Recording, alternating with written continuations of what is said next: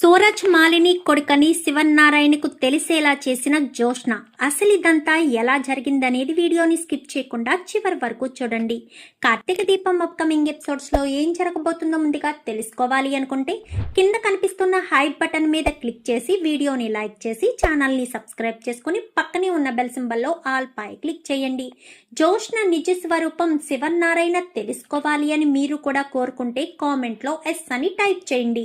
ఇంకా జోష్న ప్రతి క్షణం సూరజు నరకయాతన అంటే ఇరిటేషన్ చేస్తూ ఉన్నాడు కదా, తనని హెరాస్ చేస్తున్నాడు కదా, తన గురించి బయట పెట్టాలని సూరజ్ని రెడ్ హ్యాండెడ్ గా పట్టుకుని అందరి ముందు నిలబెడుతుంది జోష్న.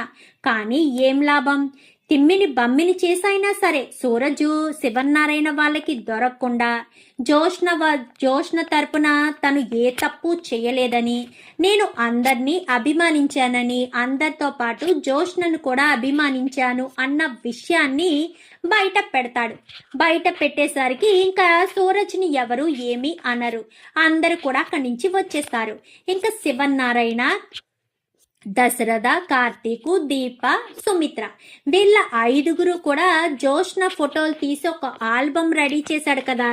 పైగా ఆ రోజు కూడా పెళ్లి వాళ్ళు వచ్చిన రోజు కూడా జోష్న గురించి మాట్లాడాడు కదా, ఒక కవిత్వంలా జోష్న స్వభావం గురించి, జోష్న గుణగణాల గురించి వివరించి మరీ ఎక్స్ప్లెయిన్ చేశాడు కదా. సో అదంతా కూడా గుర్తు తెచ్చుకుని శివన్నారాయణ వాళ్ళు ఆలోచిస్తూ ఉంటారు. ఇలా ఉంటే దీప సైలెంట్ గా ఊరుకోవచ్చు కదా. జోష్న లాంటి దానికి సూరజ్ వాడే కరెక్టు అంటూ నోరు జారుతుంది. ఒక్కసారిగా అందరూ దీప వంక చూస్తారు. ఇదేంటి దీప ఈ రకంగా నోరు జారింది?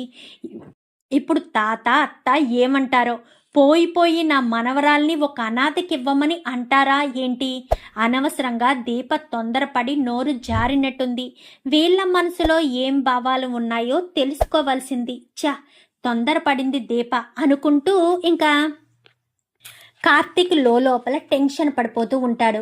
ఏంటి దీప ఏమంటున్నావు అనగాని అది అనేసరికి దీప సైలెంట్గా ఉండాను కానీ చెప్పనివ్వరా? దీప అభిప్రాయం కూడా చెప్పనివ్వు. దీప బయటకు చెప్పింది మేము బయటికి చెప్పలేదు అంతే.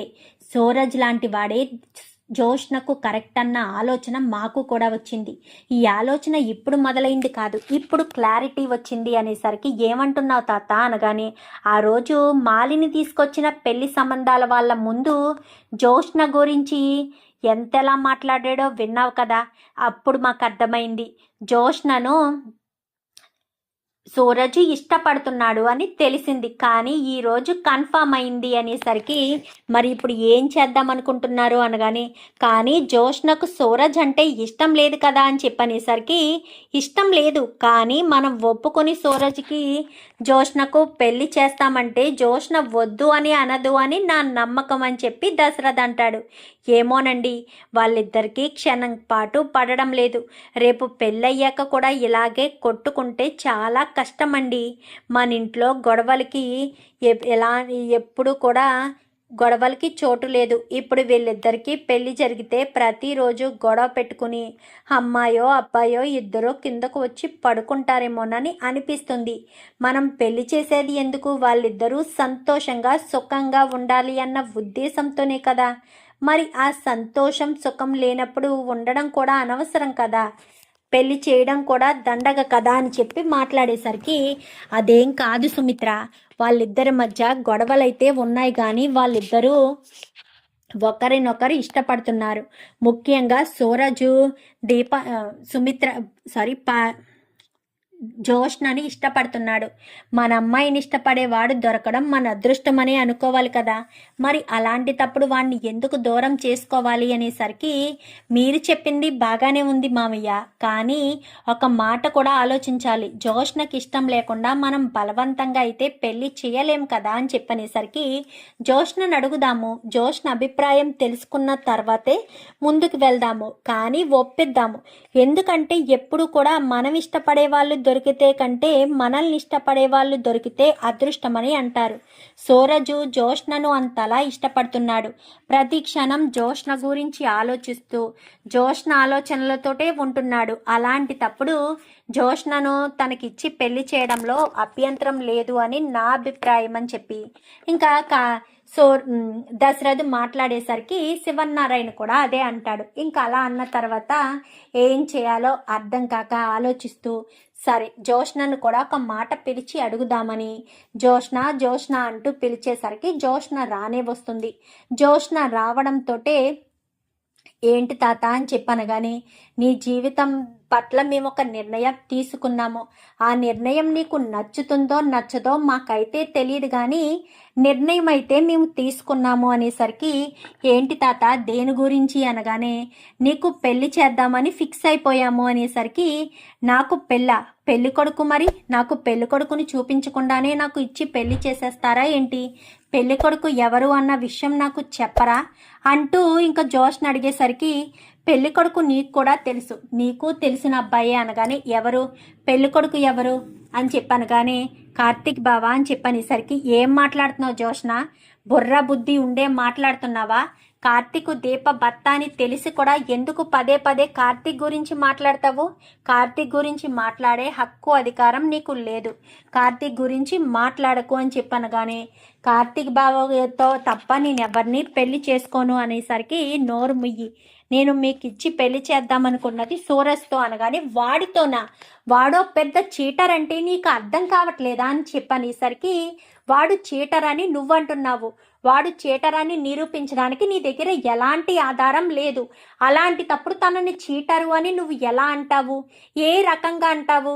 సో నువ్వు సూరజ్ని పెళ్లి చేసుకుంటే నీ బ్రతుకు బాగుంటుందని, అంతలా ప్రేమించే వ్యక్తి దొరికినందుకు నువ్వు సంతోషంగా ఉంటావు అన్న ఉద్దేశంతో నేను చెప్తున్నాను అంటూ మాట్లాడేసరికి మీరు ఎన్నైనా చెప్పండి, నేను మాత్రం సూరజ్ని పెళ్లి చేసుకోను. సూరజ్ అంటే నాకు ఇష్టం లేదు. ఇష్టం లేని వ్యక్తిని పెళ్లి చేసుకుని నేను ఎలా సంతోషంగా ఉంటాను అనగానే సూరజ్కి ఏం తక్కువ? ఆస్తి అంతస్తు, తను ఒక అనాథ అంతే కదా. మిగిలిన క్వాలిటీస్లో అన్నింట్లో తను చాలా మంచివాడు. పైగా నువ్వంటే ఇష్టపడుతున్నాడు. నీ గురించి తన మనసులో ఉన్న అభిప్రాయాన్ని మొన్న పెళ్లి వాళ్ళ ముందు బయట పెట్టాడు. అప్పుడే మాకు అనిపించింది, ఈ రోజు మరొక్కసారి రుజువైంది. నీ పట్ల ఎంత ఇష్టం లేకపోతే సూరజు నీ గురించి నువ్వు చేసే ప్రతి పనిలో నీలోని అందాన్ని చూసి ఫోటోలు తీసుకుని జాగ్రత్త పెట్టుకుంటాడు. మా ఫోటోలు ఒకటో రెండో మాత్రమే తీశాడు. ఒక ఆల్బమ్ నిండా నీ ఫొటోసే తీశాడు.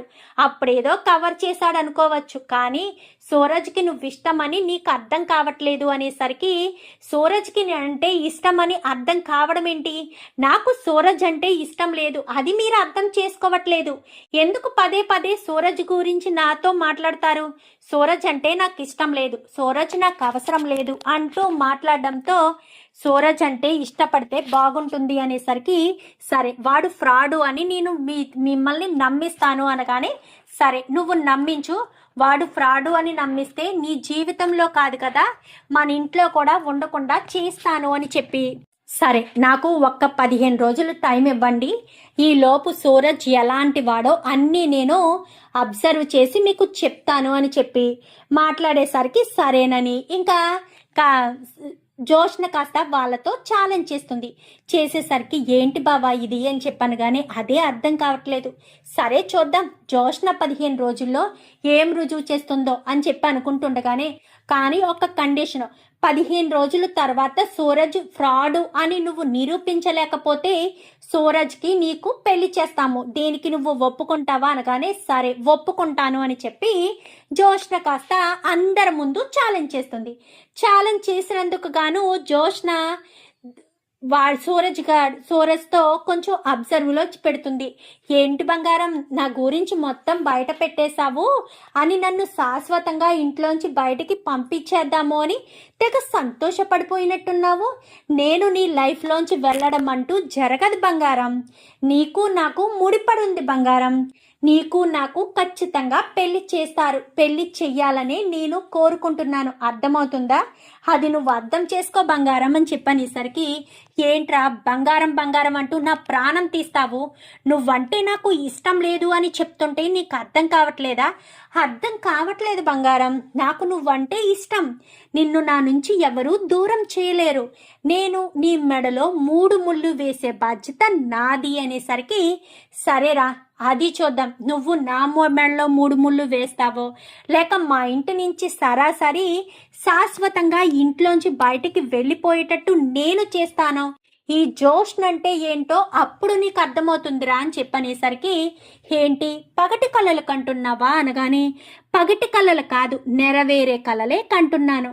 నిన్ను ఇంట్లోంచే కాదు, శాశ్వతంగా ఆఫీసులోంచి, మా తాత వాళ్ళ జీవితంలోంచి శాశ్వతంగా నిన్ను తప్పించేస్తాను. సరేనా?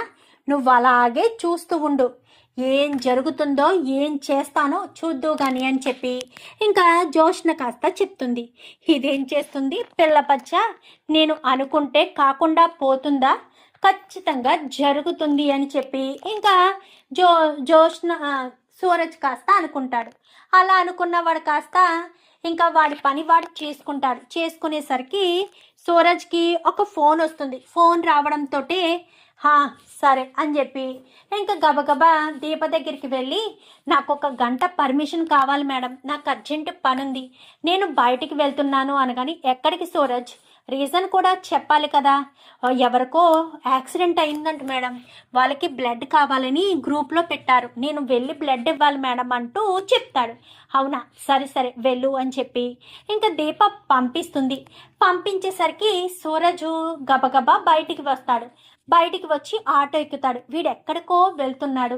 ఎక్కడికి వెళ్తున్నాడు అనేది నేను తెలుసుకోవాలి అని దీప దగ్గరికి వెళ్తుంది. దీప దగ్గరికి వెళ్ళి, నేను అర్జెంటుగా ఇంటికి వెళ్ళాలి, నాకు కొంచెం తలపోటుగా ఉంది, ఇంటికి వెళ్తున్నానని జోష్న కూడా బయటికి వచ్చేస్తుంది. బయటికి వచ్చేసరికి సూరజ్ ఏమో బ్లడ్ ఇవ్వాలని వెళ్ళాడు, జోష్నేమో ఇంటికి వెళ్తున్నానని చెప్పింది.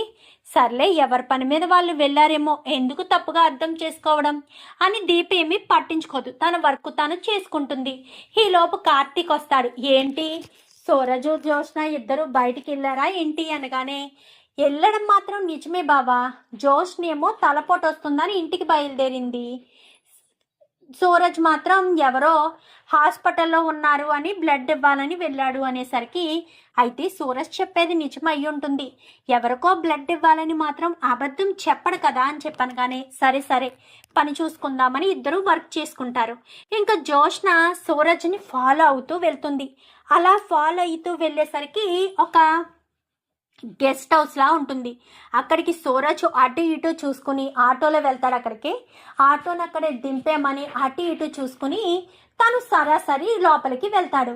జోష్న కొంచెం దూరంగానే ఆపి, ఇక్కడికి వెళ్ళాడు, ఇదేంటిది, ఇది ఎవరిదో ఫామ్ హౌస్ లా ఉంది, ఈ ఫామ్ హౌస్ ఎవరిది అని ఫోటో తీసి గూగుల్లో సెర్చ్ చేసేసరికి మాలిని గారి ఫామ్ హౌస్ అన్నట్టు, మాలిని పేరు మీద ఉన్నట్టు కనిపిస్తుంది జోష్నకు.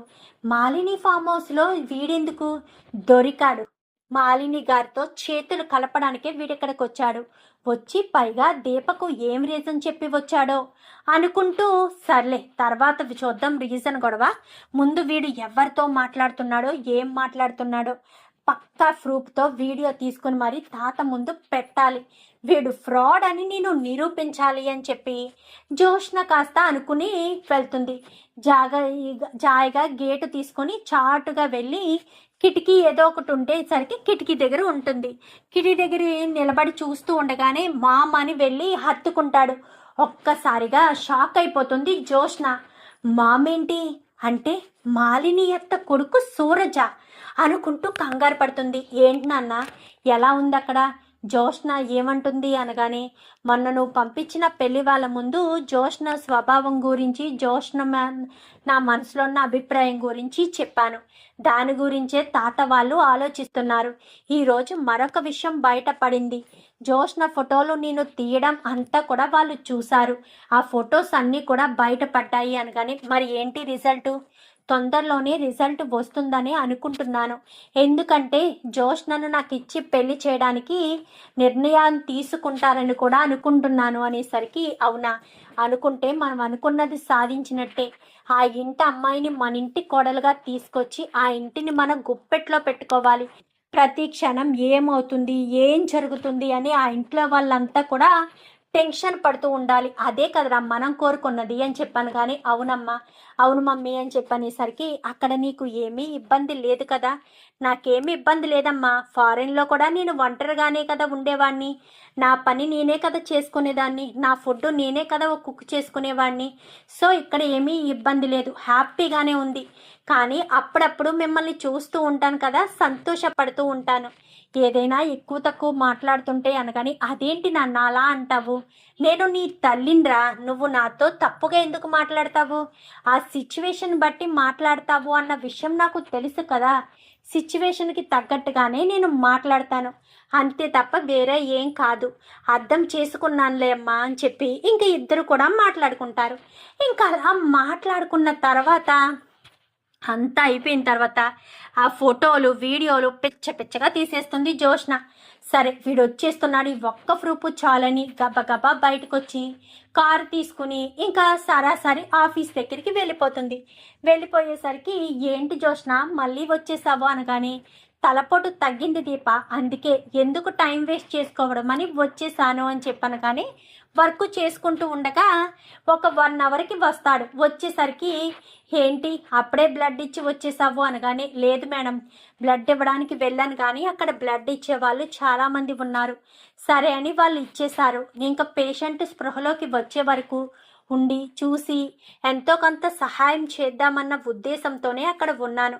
వాళ్ళు స్పృహలోకి వచ్చాక వాళ్ళకి చేతిలో సహాయం చేసి వచ్చేసాను అనేసరికి చాలా మంచి పని చేసావు సూరజ్ అనగానే రోజుకి ఇలాంటి పని ఒక్కటైనా చేయాలి మేడం, అప్పుడే మనసు ప్రశాంతంగా ఉంటుంది, హాయిగా నిద్ర పడుతుంది అని చెప్పి మాట్లాడేసరికి అవును సూరజ్, నీలా ప్రతి ఒక్కరు ఆలోచిస్తే బాగుంటుంది అని చెప్పి కార్తీక్ సూరజ్ మాట్లాడుకుంటారు.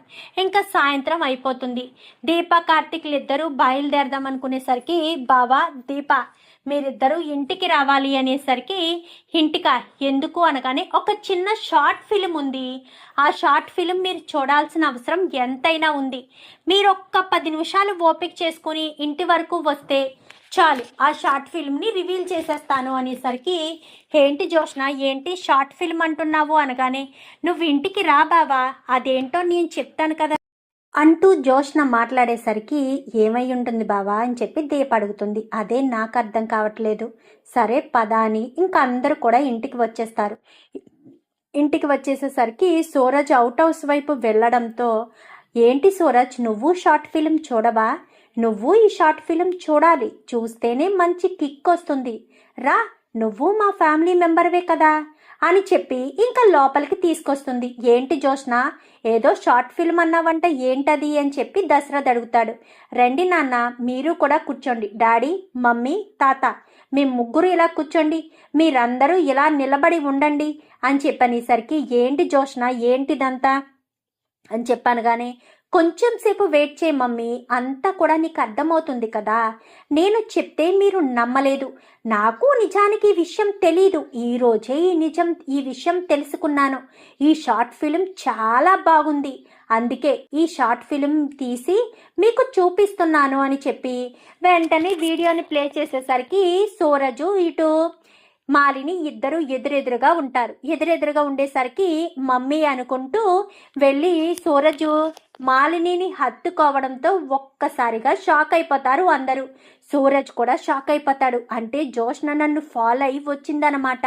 ఏంటి నాన్న ఏంటక్కడ అని చెప్పాను. కానీ జోష్నను పెళ్లి చేసుకోవడానికి అన్నీ పగడ్బందీగా చేస్తున్నాను, పైగా జోష్న ఫోటోలన్నీ బయటపడ్డాయి, పైగా జోష్న మీద నాకున్న అభిప్రాయం కూడా వాళ్ళకి అర్థమయ్యేటట్టు చెప్పాను. వాళ్ళ మనసుల్లో జోష్నను నన్ను కలపడానికి ఏదో ఒక ప్లాన్ చేస్తారని తెలుస్తుంది. పైగా జోష్నతో నాకు పెళ్లి చేస్తే నేను ఇంట్లోనే శాశ్వతంగా ఉంటానని కూడా వాళ్ళు అనుకోవచ్చు. ఖచ్చితంగా వాళ్ళల్లో ఆలోచన వస్తుంది, కానీ కొంచెం టైం పడుతుంది. ఇలాంటి సిచ్యువేషన్స్ 1-2 వచ్చాయంటే చాలు, జోష్నను నాకు ఇచ్చి పెళ్లి చేయడానికి వాళ్ళు వెనక ముందు ఆలోచించరు అంటూ మాట్లాడేసరికి అయితే అంతా పగడ్బందీగా ప్లాన్ చేస్తున్నామన్నమాట అనగానే అవును మమ్మీ, కొన్ని రోజులు ఓపిక పట్టాలి, మిమ్మల్ని చూడాలని అన్నా మీతో మాట్లాడాలని ఉన్నా మాట్లాడలేకపోతున్నాను. ఎప్పుడైనా ఇలా దొంగచాటుగా కలుసుకోవడమే. తాతయ్య ఆరోగ్యం ఎలా ఉంది?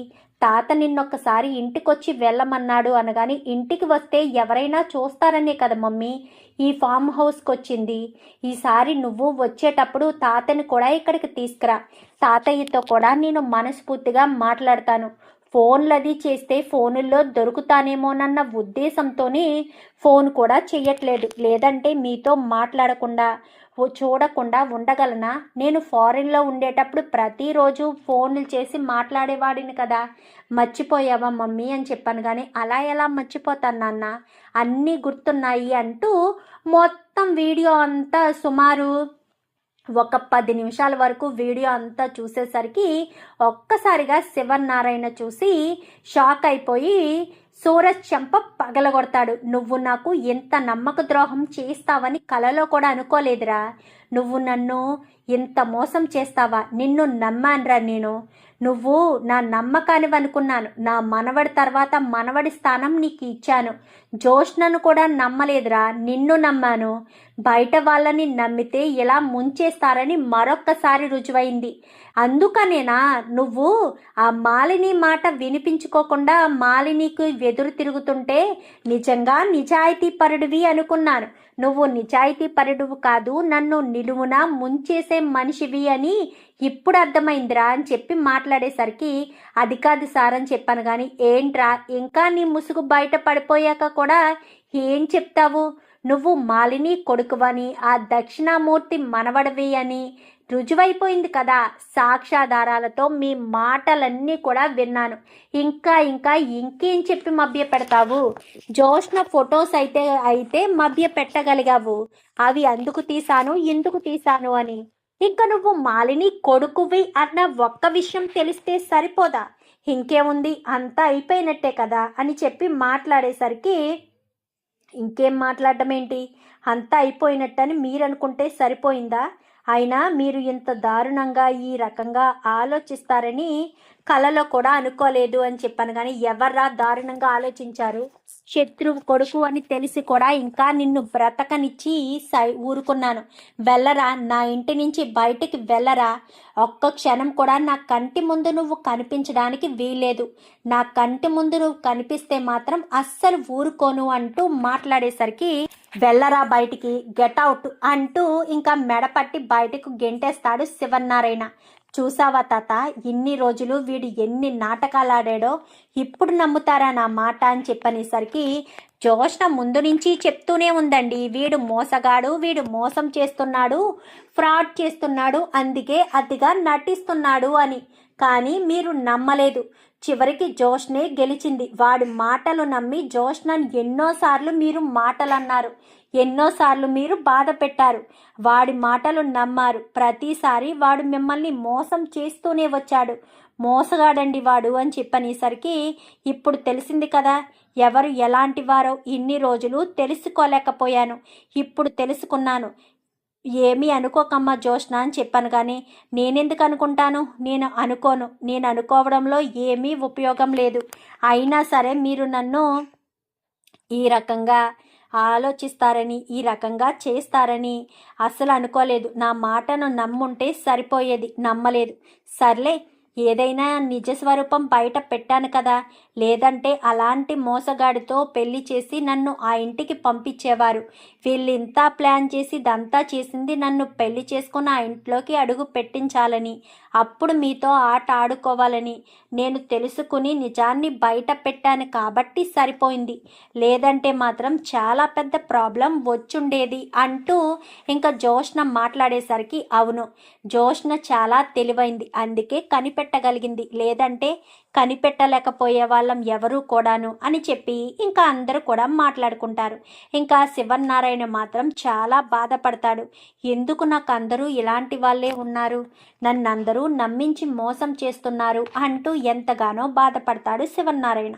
చూద్దాం మరి రాబోయే ఎపిసోడ్స్లో ఇలాగే జరగాలని మీరు కూడా కోరుకుంటే కామెంట్లో ఎస్ అని టైప్ చేయండి. Thank you for watching.